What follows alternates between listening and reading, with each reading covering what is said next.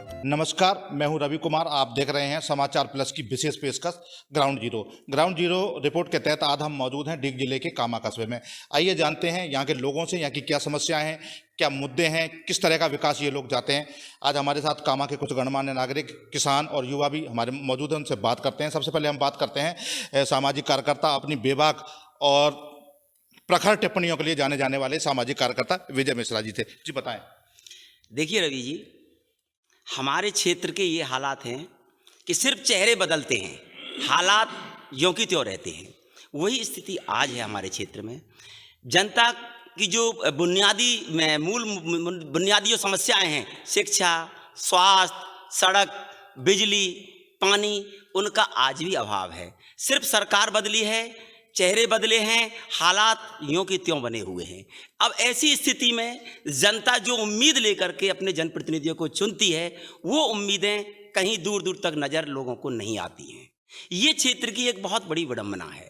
किसी भी क्षेत्र में चले जाइए, पहले सरकार में यहाँ पर जो अधिकारी यहाँ पर पोस्टेड थे, वही अधिकारी आज भी पोस्टेड है। आखिर फिर बदला क्या बदलाव? जनता जो बदलाव चाहती है, वो बदलाव दूर दूर तक कहीं नज़र नहीं आ रहा है क्षेत्र में। जिस बदलाव को लेकर के जनता ने उम्मीद की थी कि हम एक बदलाव लाना चाहते हैं, हमारे क्षेत्र में विकास हो, हमारी जनता के लिए कुछ सुविधाएं मिलें, आज वो स्थिति अभी कहीं दूर दूर तक देखने को नजर नहीं आ रही है। किस तरह का विकास चाहते हैं और क्या मुद्दे हैं? देखो, मुद्दे हैं, शिक्षा है, स्वास्थ्य है, बिजली, पानी, ये सब चीज़ें जो मूलभूत व्यवस्थाएं हैं जनता की, वो कहीं भी अभी उन पर कहीं तक भी अभी तक किसी व्यक्ति ने कहीं सोचने तक की जहन नहीं उठाई है कि उन मुद्दों को लेकर के कहीं कोई गंभीरता से सोच रहा हो, या उन मुद्दों पे जनता को ऐसा लग रहा हो कि हमारे द्वारा चुने हुए जो जनप्रतिनिधि हैं, जिनको हमने बहुत अपेक्षा करके चुन करके भेजा है, वो उनको लेकर के कहीं तक गंभीर नजर आ रहे हो। ऐसे क्या मुद्दे हैं जिनका समाधान आप चाहते हैं? देखिए, सड़क हैं, क्षेत्र में सड़कों की हालात आप देख रहे हो, जो पहले थी वही स्थिति है सड़कों की आज है। यहाँ पर ना तो कोई संसाधन है लोगों के लिए जाने के लिए, बसों की व्यवस्था नहीं है। सर्दियों में भी पानी 8 दिन में लोगों को मिल रहा है। स्कूलों के वही हालात हैं, स्कूलों में अध्यापक नहीं है, भवन नहीं है। तो ये स्थिति क्षेत्र में जो देखने को मिल रही है, इससे जनता फिर मायूस है और फिर ठगासा महसूस कर रही है कि इस बार भी कहीं हम ठगे तो नहीं गए। खास रिपोर्ट में हमारे साथ मौजूद हैं किसान यूनियन के संवादक हुकम सिंह जी। तो आज उनसे बात करते हैं, उनकी क्या समस्याएं, किसानों की समस्या को किस तरह समाधान चाहते हैं और क्या उनकी समस्याएं। जी बताएं। मैं हुकम सिंह यादव, भारतीय किसान संघ संभाग अध्यक्ष भरतपुर। मैं किसानों से धरती से जुड़ा हुआ एक कार्यकर्ता हूँ। मैं एक पदाधिकारी न होकर के किसान संघ का एक सदस्य के नाते काम करता हूँ। गाँवों की जो किसानों की स्थिति है वो बड़ी बदहाल है। हमारे यहाँ पर सबसे पहले गुड़गामा कैनाल बहुत लंबे समय की है, जो किसानों को पानी की सेवा के लिए बनाई गई है, लेकिन आज तक भी किसानों को पर्याप्त पानी सिंचाई के लिए नहीं मिल रहा है। किसानों की माइनरों का काफ़ी टेंडर हो गए, पक्की का निर्माण कार्य चल रहा है, अभी तक वो पूरा नहीं हुआ है, किसानों को पानी नहीं मिल रहा है। बिजली किसानों के लिए कम से कम 8 घंटे दी जाए, दिन में दी जाए, लेकिन किसान को पूस की रात में और रात में 1-1, 2-2 घंटे करके बिजली दी जाती है, जिससे किसान बड़े परेशान रहते हैं। हम सरकार से अपेक्षा करते हैं किसानों को कम से कम सिंचाई के लिए 8 घंटे बिजली दी जाए। आगे ERCP का जो मुद्दा हमारे भारतीय किसान संघ के द्वारा काफ़ी पुराने समय से उठाया गया था, वो अभी उस पर समझौता हो गया है। हम केंद्र सरकार और दोनों राज्य सरकारों का आभार व्यक्त करते हैं, धन्यवाद देते हैं, पर साथ में मांग करते हैं कि ERCP की जो योजना है किसानों के लिए, इसका पूरा लाभ हमारे भरतपुर और डीग जिले दोनों के जो हमारे साथ पास में जुड़े हुए जो स्टेट हैं, हरियाणा, यूपी, वहाँ तक इसका पानी पहुँचना चाहिए। गुड़गामा कैनाल की जो बात है, उसका पानी पहाड़ी फीडर में जब उधर जाता है तो उसका जो एंड है वो धीमरी के जंगल में हो जाता है, पानी आता है, उन खेतों को भर देता है और फसल नष्ट हो जाती है। हम चाहते हैं कि गुड़गामा कैनाल का पानी शीघ्र बांध तक जा करके और किसानों को उसका लाभ मिल सके। अगले दौर में इनसे फिर बात करेंगे। हमारे साथ मौजूद हैं आयोजना समिति के पूर्व अध्यक्ष संजय भारती जी, नगर पालिका के पार्षद भी रहे हैं। आइए जानते हैं कस्बे की जन समस्याओं के बारे में उनका क्या कहना है। अभी जो आपके माध्यम से हमारे विजय मिश्रा जी ने जो बात रखी कि सरकार बदली है लेकिन सिस्टम नहीं बदले, मेरा आपके माध्यम से यही कहना है कि जो सिस्टम जो हम बदलना चाहते हैं उसको बदलने के लिए बहुत ही लंबा टाइम लगेगा। हमने जनप्रतिनिधि बदले हैं लेकिन सिस्टम आज तक नहीं बदले हैं। इसको जैसे कि मान लो कोई भी ऐसा संस्था या कोई भी विभाग या कोई भी ऐसी व्यवस्थाएं हैं जो सरकारी उसमें आती हैं, उसमें सभी जो लोग बैठे हैं वो पिछली सरकार के माइंड के आदमी बैठे हैं। आज भी वही कार्य हो रहे हैं जो उनके माइंड के थ्योरी पर चल रहे हैं।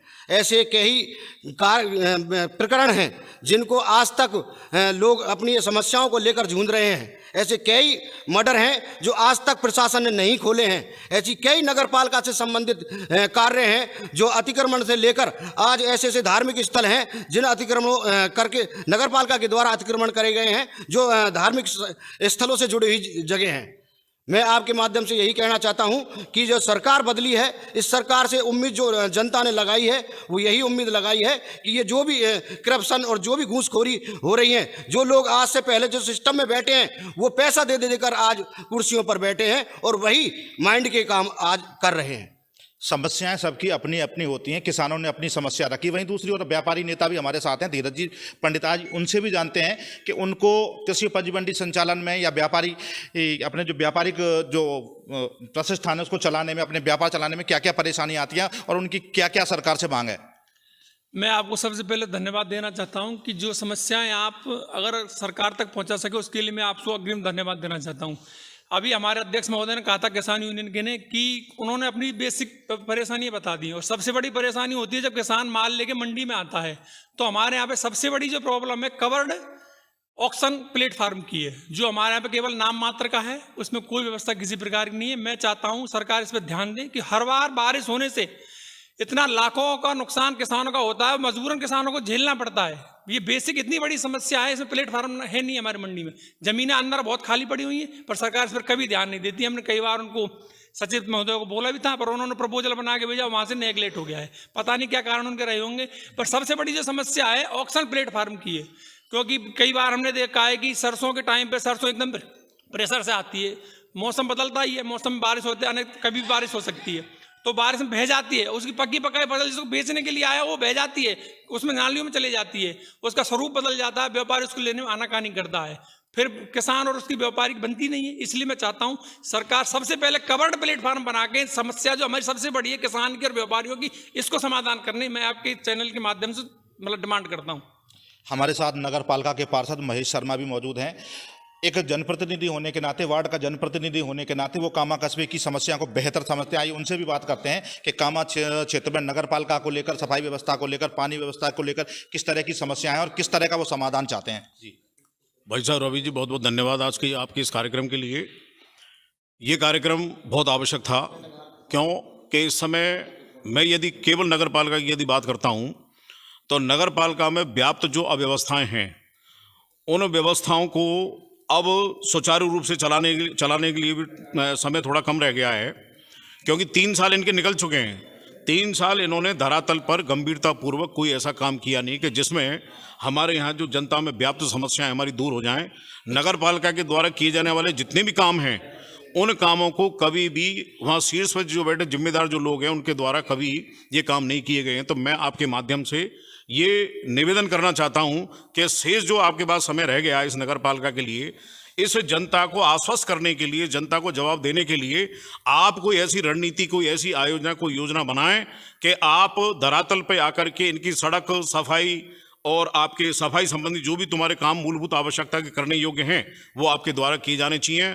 आप इन किन प्रकार जैसे भी गद्दी पे बैठे, लेकिन गद्दी पे बैठने के बाद में जनता की सुविधाओं के योग्य जो आपको बुद्धि काम करनी चाहिए थी वो अभी तक आपकी कहीं दिखाई नहीं दी है। तो आपके माध्यम से मैं यही कहना चाहता हूं कि आपको निश्चित रूप से कोई इस तरह की योजना बनानी चाहिए ताकि यहाँ पूरे 35 वार्डों में जो भी कोई समस्याएं व्याप्त हैं उन जन समस्याओं को, उन मूलभूत सुविधाओं को आप उन तक पहुंचा सकें। मेरा आपके माध्यम से केवल इतना कहना है। धन्यवाद। ये थे पार्षद महेश शर्मा। इन्होंने नगरपालिका से संबंधित जो समस्याएं हैं उनको गंभीरता से रखा।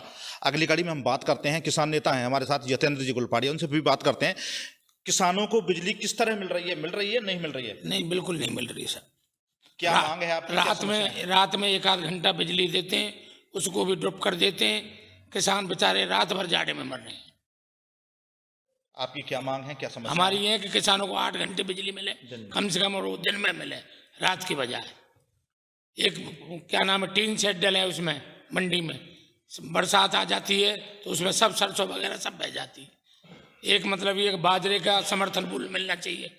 लोग बाग हरियाणा और वहाँ जाते हैं बेचारे काम, हमारे राजस्थान में समर्थन मूल्य आज तक नहीं हुआ बाजरे का। ये समस्या विकट है। कहीं ना कहीं नगर पालिका में भी बिजली पानी से संबंधित या सफाई से संबंधित समस्या है। विस्तार से महेश शर्मा ने रखा है, इस बारे में हम बात करते हैं। हमारे साथ छात्र नेता विक्रम शर्मा भी मौजूद हैं और सफाई को लेकर काफ़ी उन्होंने विधायक से भी शिकायत की है, सांसद से भी शिकायत किए थे। उनसे बात करते हैं किस तरह की सफाई व्यवस्था है और क्या वो चाहते हैं। जी, कामा कस्बे की सफाई व्यवस्था बिल्कुल डगमगाई हुई है। अगर विधायक से या सांसद से हम सफाई की शिकायत करते हैं तो धमकियां देते हैं कुछ पार्षद। वही पार्षद हैं जिन्होंने यहाँ भाजपा की लुटिया डुबोई थी, वही पार्षद आज कांग्रेस से भाजपा में आ गए हैं। वहीं दूसरी ओर कामा से बरसाने को जोड़ने वाली सड़क पिछले 6 माह से खराब है। उसको भी हमने सांसद महोदय को अवगत कराया था कि प्रतिदिन यहाँ से काफ़ी श्रद्धालु बरसाने दर्शन करने के लिए जाते हैं। वो सड़क कच्ची खुदी हुई है। और सफाई व्यवस्था को लेकर सफाई व्यवस्था तो कामा कस्बे की बिल्कुल खराब व्यवस्था। हमारे साथ मौजूद हैं संजय जी जैन साहब, उनसे भी जानते हैं कि उनकी क्या समस्या है और किस तरह का विकास वो चाहते हैं। जी बताएं। देखिए, जहाँ तक विकास की बात है, ये केवल कामा कस्बे की नहीं, पूरी विधानसभा क्षेत्र की यदि अपन बात करें तो मैं इस चैनल के माध्यम से सभी लोगों को ये एक अपील करना चाहूँगा, यदि हम लोग एक जनप्रतिनिधि के नाते यदि वोट देने का अधिकार रखते हैं तो हम काम करने का अधिकार और काम करवाने का अधिकार भी हम लोग रखते हैं। यदि हम चाहें तो एक ऐसा ग्रुप तैयार करें जो इन मांगों को विकास, क्षेत्र के विकास के लिए उठा सके। आज अपने क्षेत्र में कामा कस्बे में चिकित्सा, शिक्षा और बिजली और पानी चारों चीज़ों की विशेष कमी है। इस विशेष कमी में विशेष कमी चिकित्सा क्षेत्र में है। आज आप हॉस्पिटल जाके देखिए, कोई डॉक्टर, किसी भी स्पेशलिस्ट डॉक्टर कोई वहाँ नहीं है। कोई गंभीर बीमारी यदि टाइम पे टाइम हो जाती है तो आपको बाहर ही जाना पड़ेगा, कोई सुविधा यहाँ हॉस्पिटल में नहीं है। मैं जनप्रतिनिधियों को ये आग्रह करना चाहूँगा कि ये जनता के बीच में आकर एक बहुत बड़ी मीटिंग कस्बे की लें और जनता के बीच में आकर प्रत्येक की समस्या को सुने और उन समस्याओं का निराकरण करने का प्रयास करें। मैं इस चैनल को, हमारे रवि जी हैं, इनको भी धन्यवाद देना चाहूँगा कि इन्होंने ये प्रोग्राम यहाँ रखा है और सभी की इच्छाएं जानी है, जिससे ये आवाज़ हमारी ऊपर तक उठ सके। और मैं एक बात और कहना चाहूँगा जनप्रतिनिधि के लिए, चाहे वो क्षेत्र के विधायक हैं, चाहे चेयरमैन हैं, हमारी विधायक हैं, उनको विधानसभा में हमारी क्षेत्र की मांगें रखनी चाहिए, जिससे हमारी क्षेत्र की समस्याओं को पूरी तरह से निराकरण किया जा सके। धन्यवाद। बात चल रही है ग्राउंड रिपोर्ट की। ग्राउंड रिपोर्ट के तहत हम कामा क्षेत्र की समस्याओं को जान रहे हैं, उनके समाधान की कोशिश कर रहे हैं। अब वक्त एक छोटे से ब्रेक का, बने रहिए हमारे साथ। ब्रेक के बाद मिलते हैं फिर।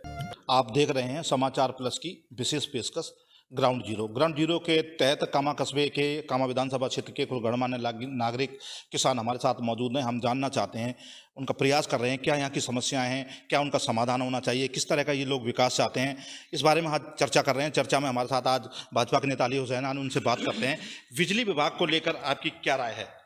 पहले तो मैं रवि जी को धन्यवाद देना चाहता हूँ इस माध्यम से, भारतीय जनता पार्टी के शीर्ष नेताओं को, जो भरतपुर जिले की एक मुख्यमंत्री दिया, तो मुख्यमंत्री दिया तो हमारा भरतपुर डी का अच्छा विकास होगा। पहले 30 साल के बाद एक बीजेपी ने मुख्यमंत्री दिया।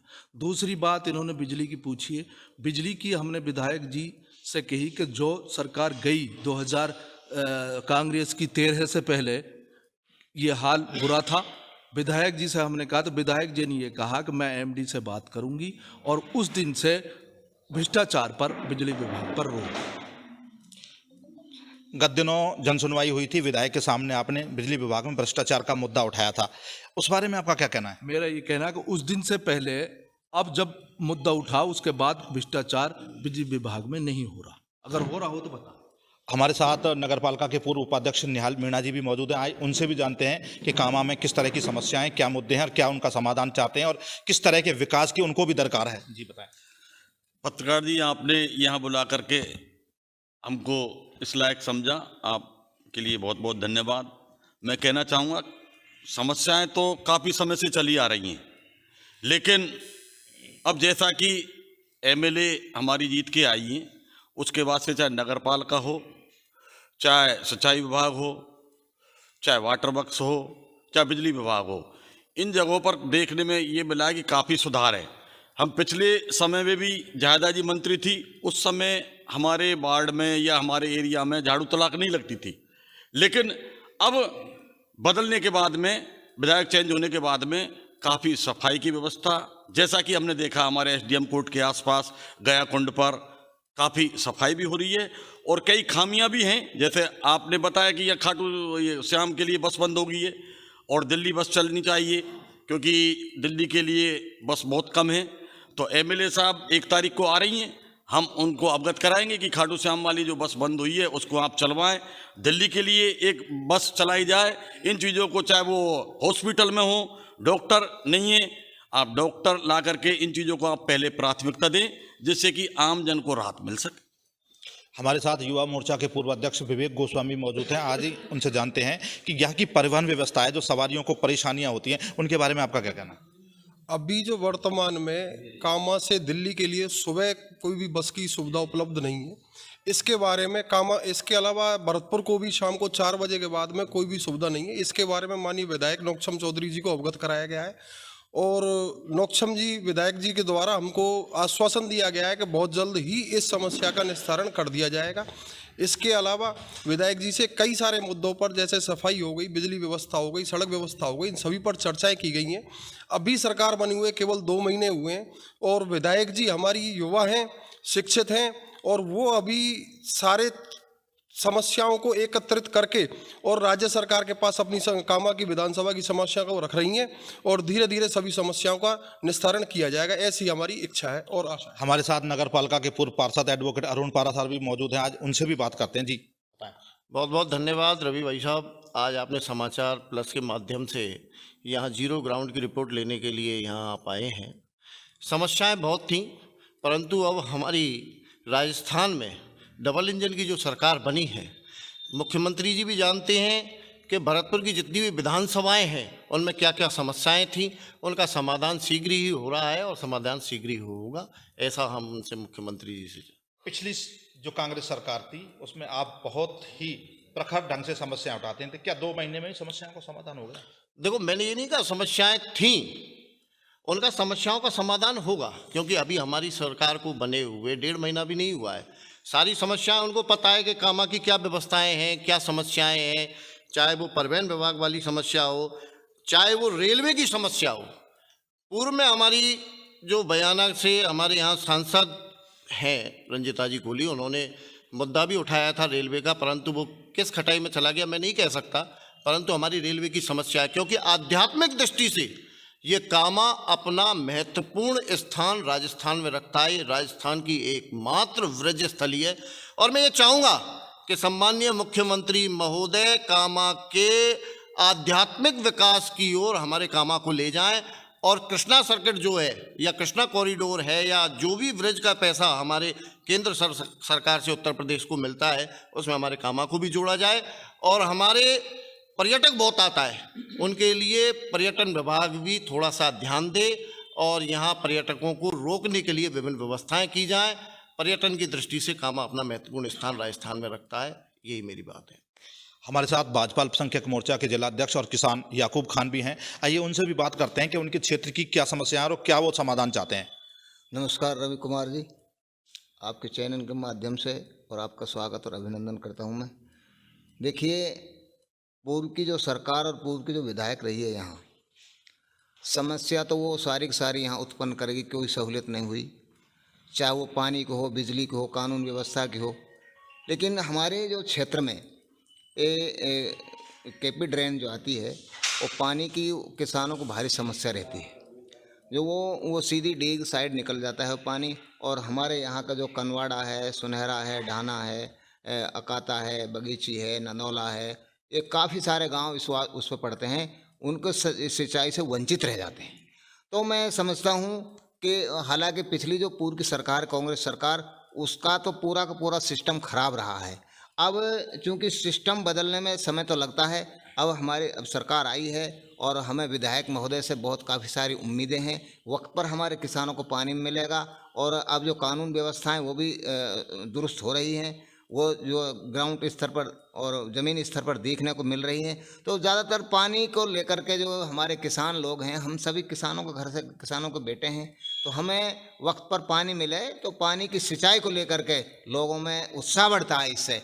जैसा कि अभी अब हमारी सरकार ने जो पानी का समझौता किया है, उसमें एक पूरे राजस्थान प्रदेश में खुशी की लहर है और उसमें भरतपुर को भी फ़ायदा मिलेगा। तो ये केपी ड्रेन आती है, ये किसानों के लिए मुख्य रूप से हमारे कामा विधानसभा के लिए इससे फ़ायदा मिलता है। साथ ही मैं एक बात रखता हूँ, जो हमारी वो डूब क्षेत्र है, जहाँ पानी से वहाँ की ज़मीन खराब हो रही है और खूब जो है उन लोगों ने, जब कांग्रेस की सरकार थी, काफ़ी अर्जियाँ लगा ली, काफ़ी लोगों ने धरना प्रदर्शन कर लिया, लेकिन वहाँ के पानी का कोई निराकरण नहीं हुआ। वहाँ की काफ़ी सैकड़ों हज़ारों बीघा जो है ज़मीन बिना बोए रह जाती है और वहाँ के लोग, यहाँ तक की बात है कि वहाँ के लोगों के घरों में पानी रहता है। तो हमें उम्मीद है और हमारी सरकार और विधायक महोदय उसको गंभीरता से लेंगी और उन किसानों को भी निराकरण होगा और यहाँ पानी भी समय पर मिलेगा, कानून व्यवस्था सही होगी और अब सारे का सारे सिस्टम अब सही होगा। ग्राउंड जीरो रिपोर्ट में हमारे साथ किसान नेता हुक्म सिंह जी हैं गुरेरा वाले, उनसे भी बात कर रहे हैं। किसानों की समस्या बहुत हैं, पहले दौर में कुछ समस्या रह गई थी, वो दोबारा से अपनी समस्या रखते हैं। जी बताएं। हम किसानों की समस्या को लेकर के 1 फरवरी में एक बड़ी रैली कामा में निकालने जा रहे हैं, जिसमें किसानों के लिए जो सम्मत 2079 में हमारा डूब क्षेत्र नौनेरा की साइड में आता है, वहाँ 2079 में फसल खराबा का मुआवजा मंजूर हुआ था, कुछ किसानों को मिला है, बाकी रह गए हैं। उनसे सरकार से हम निवेदन करते हैं कि जल्दी से जल्दी किसानों को मुआवजा दिया जाए। अगली सेटलमेंट का जो काम सरकार के द्वारा चलाया गया, उसमें किसानों की ज़मीन, किसी की ज़मीन किसी के नाम हो गई है, बड़ी अशुद्धियाँ हैं, जिसके कारण किसान परेशान रहते हैं और तहसील और पटवारी के यहाँ चक्कर लगाते हैं। हमारा निवेदन है एक विशेष प्रकार के ग्राम पंचायत स्तर पर कैंप लगा करके उन अशुद्धियों को दूर कराया जाए। अगली बात हमारी ये है कि एक पावसर ड्रेन है जो बहुत छोटी बनाई है, जिसकी वजह से आगे पानी नहीं जा पाता है। उस पावसर ड्रेन का थोड़ा रूप बढ़ा कर किया जाए, जिससे आगे के किसानों को भी पूरा पानी मिल सके। इस तरह से हम सबको पता है कि ब्रज क्षेत्र कामा का है, लेकिन अब मेवात अधिक हो गई है, ब्रज मेवात क्षेत्र से भी जाना जाने लगा है। यहाँ साइबर ठगी बड़े पैमाने पर हो रही है और साइबर ठगी के चलते कामा क्षेत्र है जो वो पूरे देश में बदनाम हो चुका है। कहीं ना कहीं इस पर भी रोकना चाहिए। इसके लिए हम बात करते हैं संजय जी से। जी संजय जी, आप साइबर ठगी पर लगाम कैसे लगे? देखिए, एक कहावत है, यदि प्रशासन चुस्त है तो कहीं कोई समस्या नहीं आती। सही मायने में कई बार मौका मिलता है जाने का थाने पे। यदि पुलिस यदि चाहे तो साइबर ठगी को काफ़ी हद तक रोका जा सकता है। ये निश्चित है, साइबर क्राइम के थाने, साइबर क्राइम की टीम काफ़ी मुस्तैदी से काम कर रही है, लेकिन हमारे क्षेत्र में इस कदर ये समस्या हावी हो चुकी है कि हम लोग सभी इस हद में आ चुके हैं कि कहीं ना कहीं ये डर रहता है कि हम कब किस ठगी का शिकार बन जाए। तो मैं ये प्रशासन से भी कहना चाहूँगा, यदि वो चुस्त हैं तो साइबर ठगी पे काफ़ी लगाम लग सकती है। हमारे यहाँ पहले केवल सीओ साहब बैठते थे, आज यहाँ एडिशनल एसपी भी बैठने लगे हैं। डीग जिला नज़दीक बन चुका है, तो साइबर ठगी पर यदि अब भी लगाम नहीं लगती है तो इससे ज़्यादा चुनौती प्रशासन के लिए कोई भी नहीं है। ये प्रयास प्रशासन के होने चाहिए कि यहाँ साइबर ठगी बिल्कुल बड़े पैमाने पर एक अभियान चले और इसको बिल्कुल रोका जा सके। यदि चाहे तो सारे काम हो सकते हैं। धन्यवाद।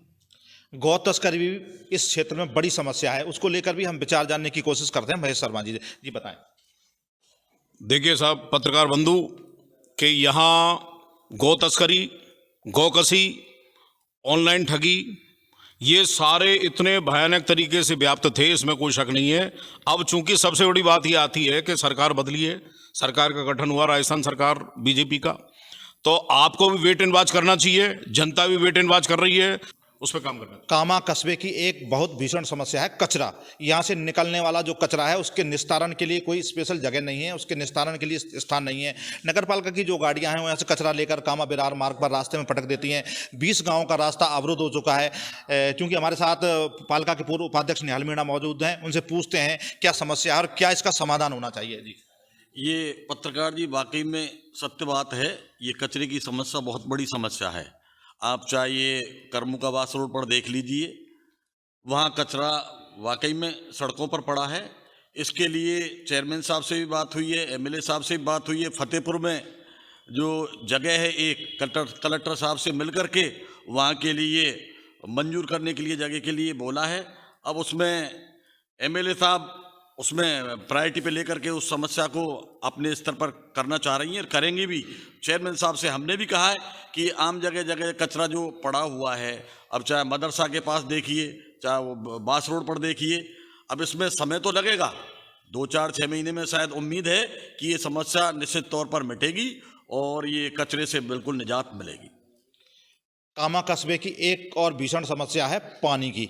पीने का पानी सर्दी के दिनों में 7 दिन में भी उपलब्ध नहीं हो पा रहा है। हालांकि चंबल के काम आने का दावा तो अधिकारी करते हैं, लेकिन चंबल का पानी जनता को नहीं मिल पा रहा है। उसका विशेष कारण है, चंबल का पानी आ तो चुका है, लेकिन पानी स्टोरेज करने की समस्या है। जब तक स्टोरेज करने की समस्या का समाधान नहीं होगा, जनता को पानी उपलब्ध नहीं हो पाएगा। गुड़गांवा कैनाल में जब पानी की आवश्यकता होती है तब पानी नहीं छोड़ा जाता, जब छोड़ा जाता है तब किसानों को आवश्यकता नहीं होती। गुड़गांवा कैनाल की बड़ी अजीब कहानी है। जब किसान को पानी की ज़रूरत होती है उस समय पानी नहीं आता, और जब किसान चाहते हैं पानी आता है तो उस समय ज़रूरत नहीं होती। तो जितना पानी हमारे किसान को मिलना चाहिए, हमारे राजस्थान को मिलना चाहिए, वो हरियाणा से पूरा पानी नहीं मिलता है। हम चाहते हैं इसकी निरंतर एक समयावधि अनुसार पानी की व्यवस्था सुचारू रूप से हो। वक्त पर पानी नहीं मिले, का वर्षा जब कृषि सुखाने, वो स्थिति हमारे यहाँ पर हुई है। अभी नौनेरा साइड की बात हुई है, वहाँ स्थिति बड़ी ख़राब है। चंबल ये अपनी जो गुड़गांव कैनाल है क्षतिग्रस्त हो गई है, डूब क्षेत्र बन चुका है, हजारों बीघा ज़मीन खराब हो गई है। और उसके साथ साथ जो नौनेरा ग्राम पंचायत से नौगांवा ग्राम पंचायत है, किसानों का मुख्य रास्ता है, दोनों बड़ी ग्राम पंचायत हैं, आज तक भी वहाँ की रोड तैयार नहीं हुई है, वहाँ पर आने जाने के रास्ते अवरुद्ध पड़े हैं। तो गुड़गांवा कैनाल की जो व्यवस्था है वो सही सुचारू होनी चाहिए। किसानों को किसी माइनर पर पानी पहुँच रहा है, कहीं नहीं पहुँच रहा है, कई जगह झगड़ा होने की नौबत रहती है। रात को कोई जाता है, किसान काट आता है, कोई जाता है रोक आता है। इधर हथीन माइनर है, उस पर जो है वहाँ 4 मोरा है, वहाँ पर रोज़ाना झगड़ा होने की नौबत रहती है। तो मैं सरकार से निवेदन करना चाहता हूं कि एक विशेष व्यवस्था के अनुसार वहां चौकीदार लगाए जाएं पानी छोड़ने के लिए, और एक सुचारू रूप से किसानों के हर खेत को पानी मिलना चाहिए। छात्र नेता भी मौजूद हैं, विक्रम शर्मा, वो भी चिकित्सा व्यवस्था को लेकर कुछ कहना चाहते हैं। जी विक्रम जी। मैं सबसे पहले तो आपके चैनल समाचार प्लस को धन्यवाद देना चाहता हूं कि आप जनता की छोटी छोटी समस्याओं को सरकार के माध्यम पहुंचा रहे हैं। मैं अपनी बात कहना चाहता हूं, चिकित्सा विभाग में पिछली सरकार सोनोग्राफी तो मशीन आ गई, लेकिन डॉक्टर नहीं है। आज कोई गरीब व्यक्ति है, वो सोनोग्राफी कराने हॉस्पिटल जाता है, वहाँ डॉक्टर मौजूद नहीं है। तो मैं अपनी बात को आपके चैनल के माध्यम से कहना चाहता हूँ कि कोई भी गरीब व्यक्ति सोनोग्राफी कराने के लिए प्राइवेट क्लिनिक में जाता है, 800 रुपये की सोनोग्राफी होती है। अब गरीब व्यक्ति 700 रुपये की मजदूरी करता है, 800 रुपये की सोनोग्राफी वो कहाँ से कराए? फिर 2 दिन में उसका नंबर आता है। तो मैं यहाँ राजकीय अस्पताल में सोनोग्राफी के लिए कोई विशेष डॉक्टर, गायनीज के लिए कोई डॉक्टरों की व्यवस्था की जाए, इसी क्रम को मैं कहना चाहता हूँ। समस्याएं बहुत हैं, लेकिन खुलकर कोई नहीं बोलना चाहता, क्योंकि अभी अभी नई सरकार बनी है। लगता है सभी सरकार के नुमाइंदे हैं, सरकार से संबंध रखते हैं। समस्याओं का समाधान कब होगा? सबने समस्या समाधान होने की उम्मीद जताई है। खैर, ये तो भविष्य के गर्त में है, समस्या का समाधान कब होगा और किस तरह का होगा। फिलहाल ग्राउंड रिपोर्ट में इतना ही। समाचार प्लस, रवि कुमार, डिग जिला।